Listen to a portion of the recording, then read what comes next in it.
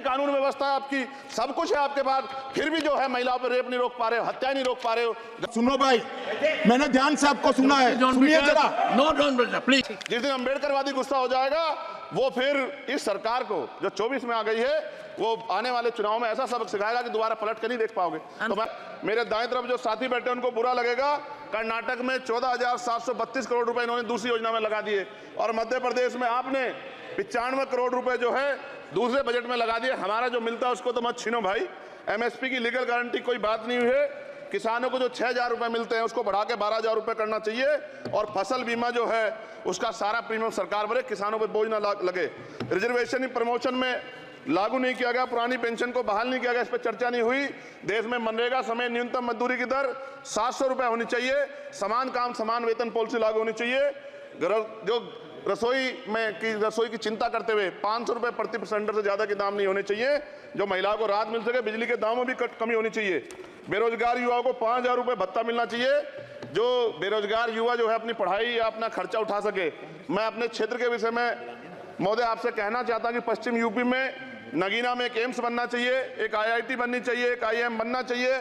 नगीना लोकसभा में उद्योग धंधे लगने चाहिए। नगीना की कताई मिल जो है उसको पुनः शुरू कराना चाहिए। RRTC जो योजना है सरकार की उसको मेरठ से आगे बढ़ाकर मुजफ्फरनगर, सहारनपुर से नजीबाबाद नगीना होते हुए उसको नगीना तक ले जाना चाहिए। साथ साथ नजीबाबाद से मुंबई के लिए एक ट्रेन चलनी चाहिए और नगीना, श्योरा, किरतपुर में रेलवे के ओवरब्रिज बनने चाहिए।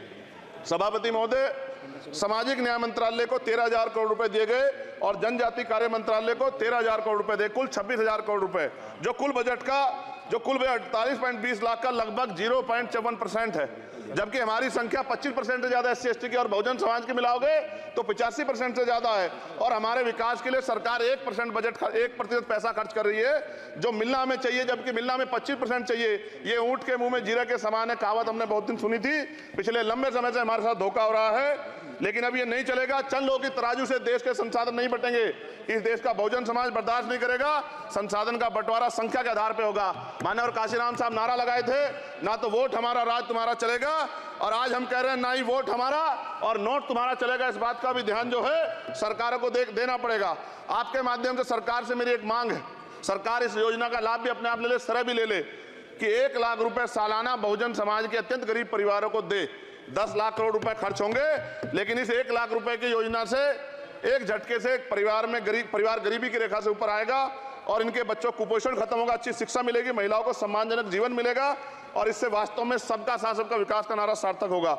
अगर प्रश्न ये होगा कहां से आएगा, तो उसका जवाब ये है कि जब अमीरों का 16 लाख करोड़ रुपए माफ हो सकता है, कॉर्पोरेट टैक्स का घटाकर लाखों करोड़ रुपए का चूना सरकारी खजाने को लगाया जा सकता है, पेट्रोल डीजल के दाम 10 गुना एक्साइज ड्यूटी बढ़ाई जा सकती है, तो गरीबों को सरकार पैसा क्यों नहीं दे सकती?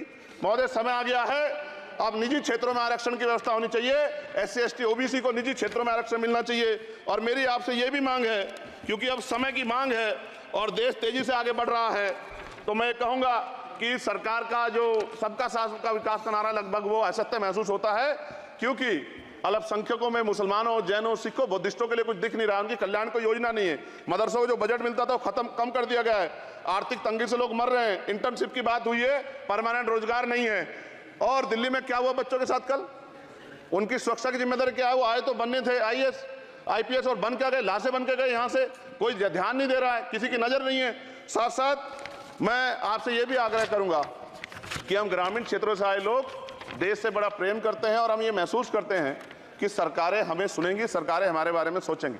लेकिन ऐसा महसूस हो जाता है आज़ादी के 75 साल बाद, और जिसको अमृत काल कहा जा रहा है, आज भी SC/ST OBC के लोगों पर अत्याचार हो रहा है।